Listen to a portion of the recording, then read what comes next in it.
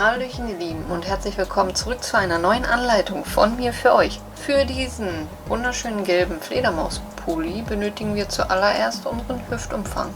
Diesen teilen wir dann durch 2 und schlagen eine Kette an, die auf unser Ergebnis passt.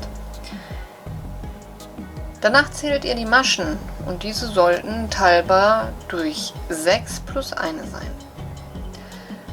Bei sowohl dem Vorder- als auch dem Rückenteil beginne ich mit 96 Maschen plus eine. Wie ihr wisst, häkle ich immer für Größe M. Hier allerdings, wie ihr auch wisst, sind Hüften unterschiedlich. Der eine hat eine breitere, der andere eine schmalere Hüfte. Daher messt auf jeden Fall ab und teilt euren Hüftumfang durch 2. So, dann werden wir hier einfach nur erstmal ein Stück gerade hoch häkeln, bevor wir dann die Zunahmen beginnen. Ich häkel hier mit einer Dreiernadel und so einem schönen gelben Farbverlaufsbobbel. Alle Angaben findet ihr wie immer unten in der Infobox zur Nadelstärke, Wolle und Verbrauch. So, hier beginne ich wie immer mit einer direkten Kette. Ihr könnt auch eine Luftmaschenkette machen, dann geht aber bitte eine halbe Nadelstärke höher, bevor ihr dann auf die 3 geht. Ich beginne mit 2 Luftmaschen. Dann steche ich in die erste Masche ein, hole den Faden durch, ziehe beide Laschen auf gleiche Höhe und dann den Faden nochmal durch 2. Wenn euch das Ganze zu schnell ist, vom PC aus, unten rechts am Bildschirmrand ist ein Zahnrad, da könnt ihr das Video etwas langsamer stellen. Jetzt hat sich hier eine Masche gebildet. Dort steche ich wieder ein, hole den Faden durch, ziehe beide Laschen auf gleicher Höhe durch eine und durch 2. Nächste Masche, einstechen, Faden holen, durchziehen, beide Laschen auf gleicher Höhe durch eine und durch 2. Und so häkle ich jetzt meine 96 festen Maschen direkt und erspare mir somit die Rückreihe. Ganz simpel. Einstechen, Faden holen, durchziehen, ganz wichtig, beide Laschen auf gleiche Höhe ziehen, durch eine und durch 2. So bleibt die Kette nämlich schön flexibel. Nach 96 Maschen plus eine mehr, also 97 Maschen, sieht es dann so aus und dann können wir auch schon mit der ersten Reihe fürs Muster starten. Eine Luftmasche und in die erste Masche eine feste Masche.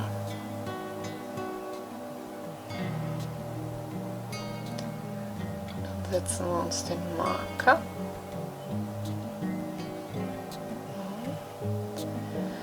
Drei Luftmaschen, 3 Maschen freilassen und in die vierte eine feste Masche. Danach nochmal 2 feste Maschen.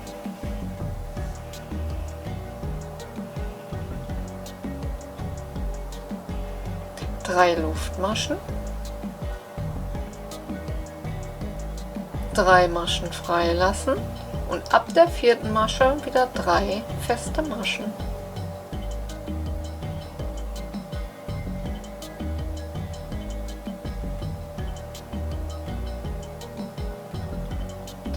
Drei Luftmaschen und dann wieder 3 feste Maschen.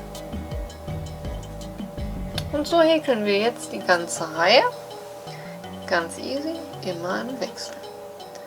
3 Luftmaschen und ab der vierten Masche dann wieder 3 feste Maschen. So sieht es dann aus, immer der gleiche Rhythmus. So, und am Ende müsstet ihr, nachdem ihr 3 Maschen freigelassen habt, noch 2 Maschen übrig haben, also 2 feste Maschen.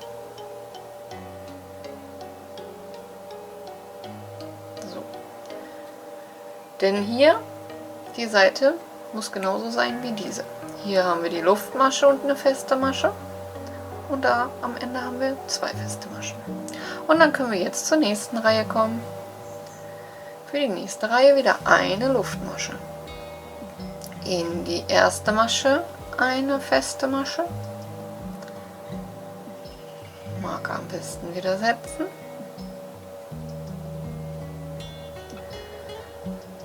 Und nun durch das große Löckchen um die Kette herum 5 Stäbchen.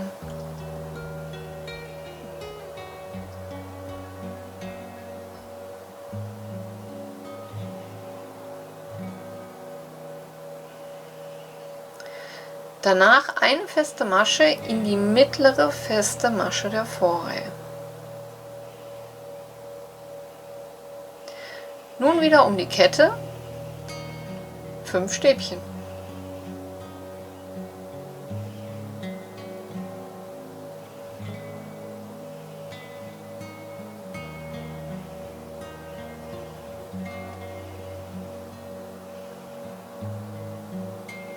Und wieder mit einer festen Masche in die mittlere feste Masche der Vorreihe fixieren.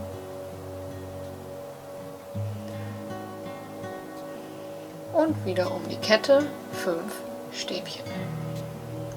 Wie ihr seht, ist auch diese Reihe ganz einfach.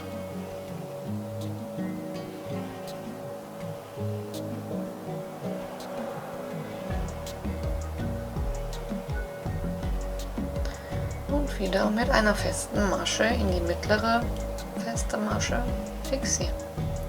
Und dann sieht es so aus. Und das Ganze häkeln wir jetzt auch wieder bis zum Ende durch.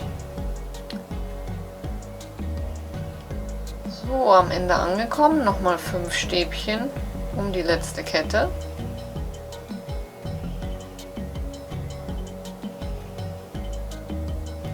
Und dann auch hier wie bei Anfang mit einer festen Masche die Reihe beenden.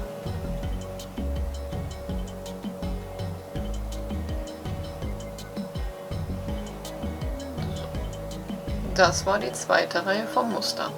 Nun müssen wir das Ganze verschieben. Aber auch das ist ganz simpel. Wir beginnen mit 3 Luftmaschen, also einem Stäbchen, drehen und häkeln in die erste Masche ein Stäbchen.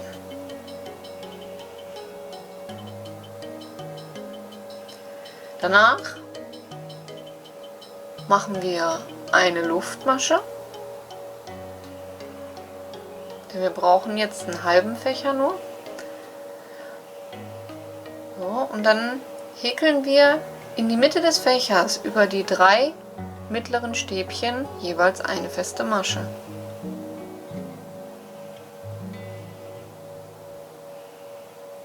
Und 3.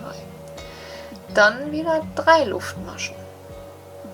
Also hier ist das Löckchen nachher für den halben Fächer. 3 Luftmaschen und über den nächsten Fächer in der Mitte über die 3 Stäbchen jeweils 3 feste Maschen.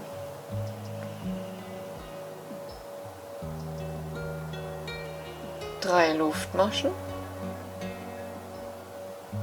und wieder 3 feste Maschen in die Mitte des Fächers.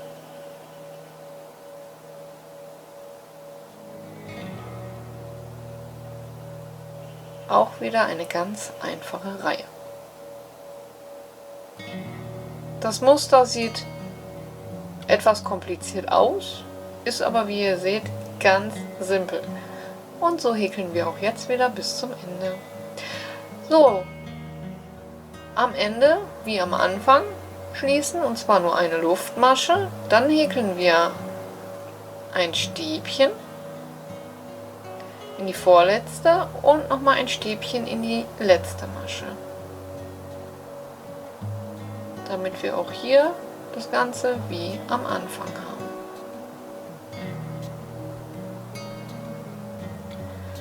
Und nun zur letzten Reihe des Musters. Wieder ein Stäbchen. Und wir beginnen mit einem Stäbchen über das erste Stäbchen.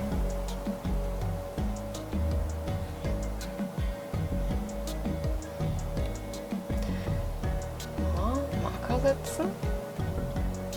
Und nun 3 Stäbchen in das kleine Löckchen.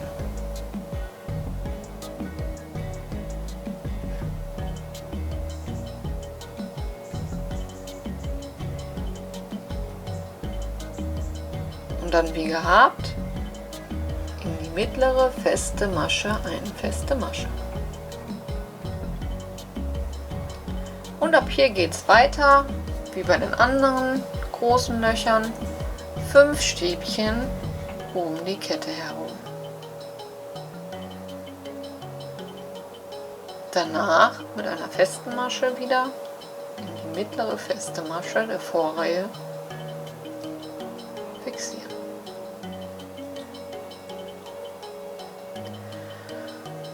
Also, das Muster besteht aus 4 Reihen, ganz leicht zu merken, indem ihr erste und zweite Reihe haben wir mit festen Maschen begonnen und die dritte und vierte Reihe mit Stäbchen. Und so häkeln wir jetzt immer im Wechsel. Nach der vierten Reihe kommt die fünfte und die sechste Reihe wieder mit festen Maschen und wird wie die erste und zweite Reihe gehäkelt. Und die Reihen danach beginnen dann wieder mit dem Stäbchen und werden wie die dritte und vierte Reihe gehäkelt. Ganz leicht zu merken. So, hier am Ende nochmal das gleiche. 3 Stäbchen in das kleine Löckchen, dann ein Stäbchen über das vorletzte Stäbchen und danach nochmal ein Stäbchen hier an der Seite in die Luftmaschen der Vorreihe, sodass auch hier wieder Anfang und Ende gleich sind. So, hier seht ihr das jetzt nochmal. Also wir haben hier erste und zweite Reihe mit einer festen Masche begonnen und dann immer 3 Luftmaschen, 3 feste Maschen, 3 Luftmaschen, 3 feste Maschen. In der zweiten Reihe haben wir dann auch mit festen Maschen begonnen, mit einer, und haben danach immer 5 Stäbchen hineingehäkelt. Und die dritte und vierte dann ganz normal mit Stäbchen wieder. Also beginnen wir jetzt wieder die 5. Reihe mit einer festen Masche.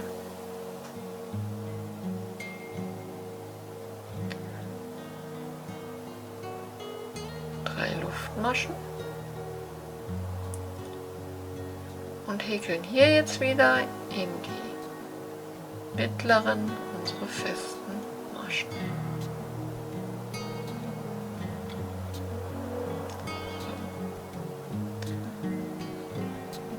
Und dann bei der Rückreihe das gleiche Spektakel wie in der zweiten Reihe. So, und ab hier häkeln wir jetzt erst einmal gerade hoch. Also es wiederholt sich immer Reihe 1 und 2, Reihe 3 und 4. Ihr könnt jetzt euch selbst aussuchen, ob ihr so wie ich nur 20 cm hoch häkelt und danach die Zunahmen beginnt, so wie ihr jetzt das Ganze hier seht, nach 11 Fächern. Oder aber das Ganze verkürzt, also die Ärmel noch früher anfangt oder sogar noch später. Das kann jetzt jeder selber häkeln, wie er möchte. Wenn ihr allerdings verkürzt oder verlängert, dann beginnt ihr die Zunahmen in einer Reihe, wo ihr diese kleinen Ketten habt. Das ist immer ganz wichtig. Also bei einem abgeschlossenen Fächer können wir nicht mit den Zunahmen beginnen. So. Und dann zeige ich euch jetzt noch schnell die Zunahmen. Wir beginnen hier jetzt mit Stäbchen. Also es wird jetzt keine Reihe mehr geben, die mit festen Maschen beginnt. Wir bleiben jetzt nur noch bei Stäbchen und häkeln hier wieder wie in Reihe 3 und 4 ein Stäbchen übers Stäbchen. Dann haben wir hier ein kleines Löckchen.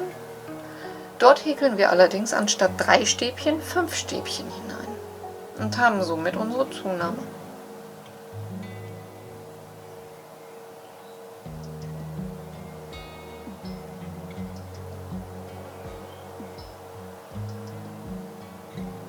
So, und dann wie gehabt in die mittlere feste Masche eine feste Masche.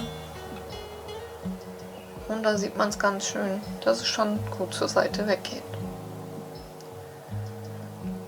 So, ich setze mir hier mal einen Marker, wo wir mit der Schräge begonnen haben. Das ist nachher gut zum Vernähen. Und dann geht es hier jetzt weiter wie gehabt, immer 5 Stäbchen um die Kette herum. So, und am Ende dann das gleiche, durch das kleine Löckchen 5 Stäbchen.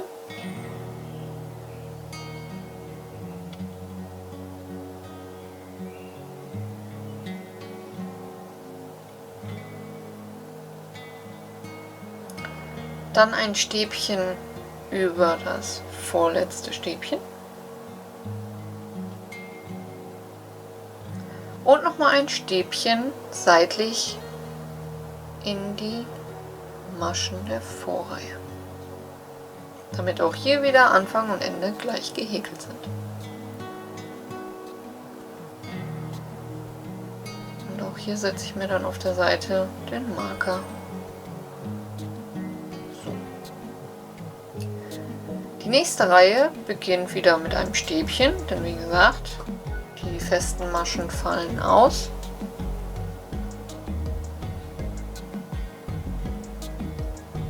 So. Dann häkeln wir wieder ein Stäbchen über das erste Stäbchen, eine Luftmasche, denn wir müssen hier ja wieder am Anfang das kleine Löckchen erzeugen.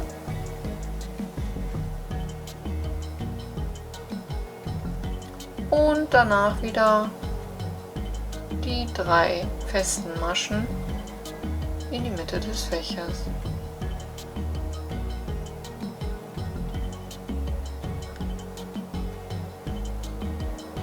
So.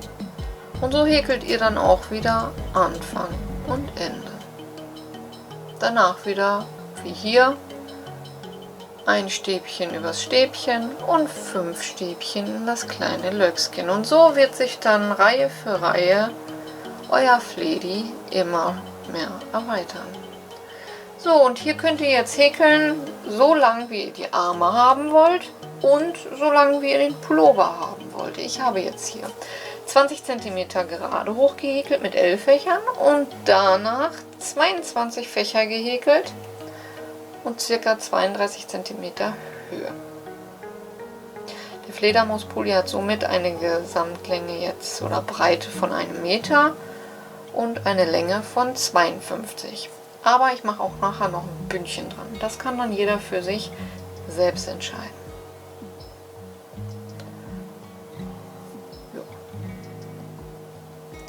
Kommen wir zum nächsten Part. Am besten nehmt ihr euch 2 Maschenmarkierer für den Halsausschnitt und euer Maßband. Und jetzt müsst ihr euch überlegen, wie weit ihr den Kragen haben möchtet. Ihr könnt dafür einen gut sitzenden Pullover nehmen oder T-Shirt und davon die Maße übernehmen. Ich nehme hier 25 cm. Dann klappe ich das erste Teil schon mal zusammen, denn wir müssen das 2-mal häkeln. Lege die Bögen schön übereinander. So. Dann nehme ich mein Maßband und messe in der Innenseite die Hälfte von 25, also 12,5 in etwa. So, und da ich jetzt hier nicht in der Mitte vom Bogen zusammennähen möchte bzw. enden möchte, setze ich den Marker dann jetzt hier so ungefähr hin. So, also setze ich hier ins vordere Teil und dann ins hintere Teil meinen Marker. Und wenn ich nun mein Häkelstück aufklappe, habe ich ca. 25 cm Halsausschnitt markiert. Et voilà. Das Ganze jetzt auch noch am zweiten Teil. Und dann können wir es schön übereinander legen und wissen, wo wir vernähen müssen. Ja, und dann können wir jetzt von hier nach hier vernähen. Da könnt ihr euch aussuchen, ob ihr komplett zunäht oder ob ihr nur die einzelnen Bögen festnäht, sodass ihr auch dort so eine Lochreihe habt, die dem Muster so ein bisschen ähnlich sieht.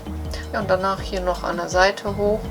Und beim Ärmel müsst ihr auch für euch entscheiden, wie viel ihr ungefähr freilassen wollt. Also ich werde hier ca. 20 cm nach freilassen, aber dazu kommen wir dann später. So, jetzt erstmal die Schultern vernähen. Und wie ich das mache, die einzelnen Bögen mittig zusammennähen, ohne jedes Mal absetzen zu müssen, das zeige ich euch dann jetzt.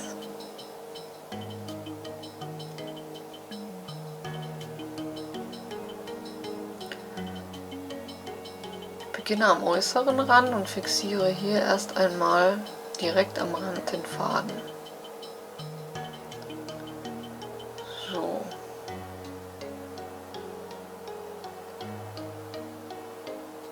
Und nun steche ich immer erst ins hintere Häkelstück ein und dann ins vordere.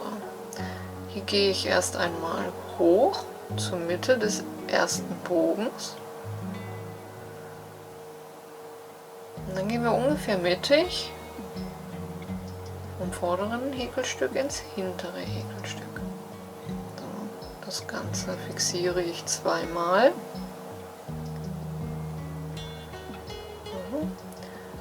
Und nun gehe ich am hinteren Häkelstück durch die Maschen hindurch runter, also den Bogen runter, und dann nochmal durch ca. 2-3 Maschen den nächsten Bogen rauf.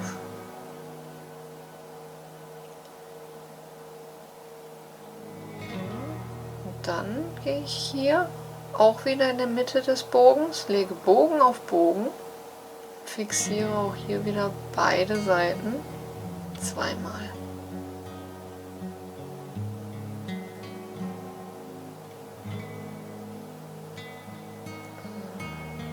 Ganz easy. Dann bin ich jetzt vorne und gehe auch hier wieder erst den Bogen runter und dann den nächsten Bogen wieder rauf.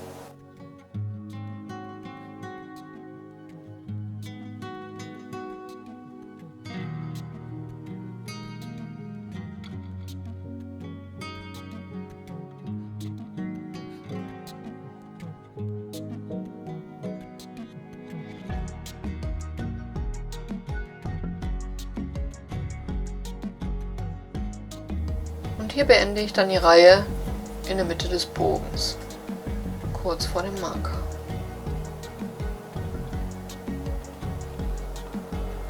Und so sieht es dann aus.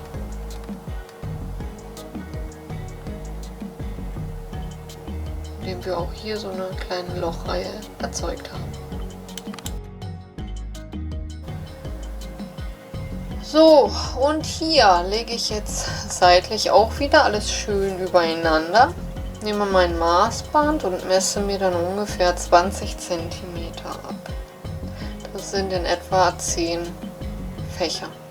Aber auch hier geht am besten von einem gut sitzenden Pullover aus und übernehmt dann dort die Maße. So, dann zähle ich auch hier eben 10 Fächer ab, am Vorderteil, 10 Fächer am Rückteil, damit ich weiß, bis wohin ich die Seiten vernähen kann.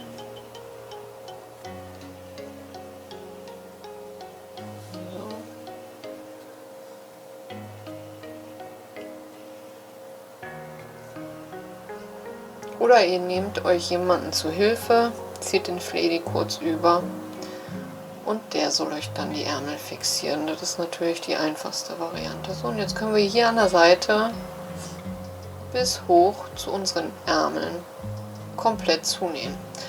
Unten die Marker habe ich halt nur als Richtlinie, wo ich die Schräge angefangen habe, damit man beim Vernähen nicht allzu schief wird. So, die Seiten nähe ich natürlich komplett zu.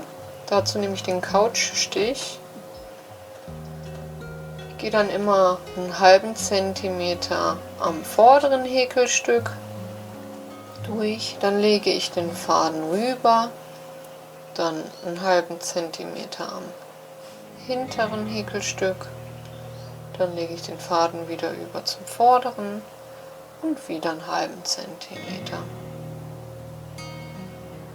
Und so habt ihr dann so eine schöne unscheinbare Naht, keine dicke Wulst, ganz glatt.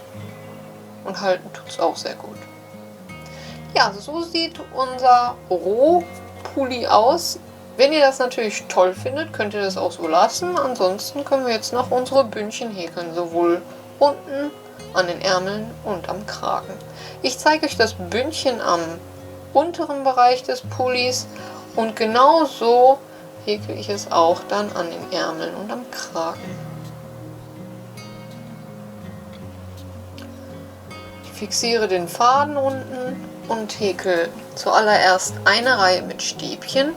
Hier haben wir ja schon die Maschen vorgegeben, von daher können wir jetzt einmal ringsherum unsere Stäbchen verteilen. Ganz easy. Und die Reihe dann mit einer Kettmasche schließen. Dann zählen wir einmal die Maschen durch. Bei mir ist es möglich, dass ich durch 4 teilen kann, also mache ich 4 Relief jetzt nach vorne und danach 4 Relief nach hinten.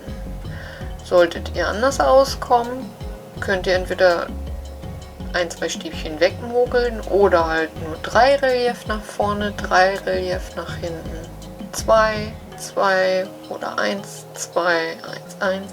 Das kann jeder für sich selbst entscheiden. Also hier habe ich jetzt 4 Relief nach vorne und nun 4 Relief nach hinten. Danach wieder 4 Relief nach vorne und wieder 4 nach hinten. Insgesamt ist die erste Reihe immer mit Stäbchen, danach mache ich 3 Reihen mit diesem Relief, immer in der gleichen Musterfolge und noch eine Abschlusskante, die ich euch dann auch jetzt gleich zeige.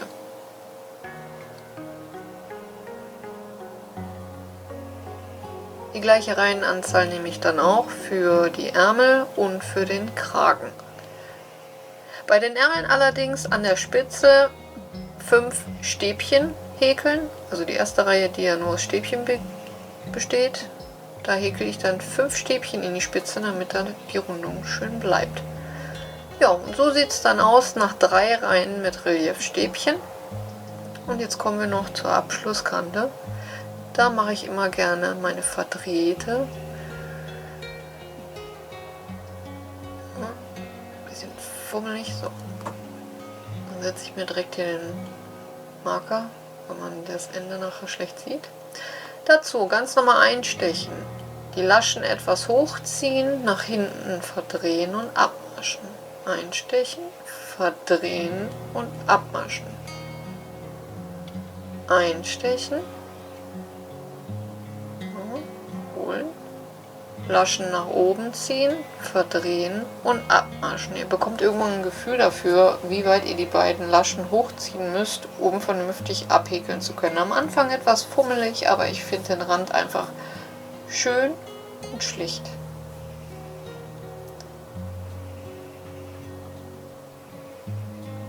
Wenn das Ganze dehnbar bleiben soll, wie jetzt am unteren Bündchen, dann müsst ihr das Ganze in jeder Masche machen. Und wenn ihr einen festeren Rand haben wollt, dann überspringt ihr einfach eine Masche. Ja, und das war es eigentlich auch schon. Fertig ist unser Fledermauspulli. Ich hoffe, euch hat die Anleitung gefallen und ihr seid gut mitgekommen. Wenn ihr Fragen habt, ziert euch nicht zu fragen, schreibt es einfach unten in die Kommentare. Wie schon am Anfang erwähnt, alle Angaben zur Wolle, Nadelstärke und Verbrauch findet ihr wie immer unten in der Infobox. Ansonsten vergesst nicht, eure Bewertung dazulassen, wie immer ganz wichtig. Ja, und dann würde ich sagen, lasst die Nadeln glühen und wir hören uns beim nächsten Mal. Bis dahin, ciao, ciao.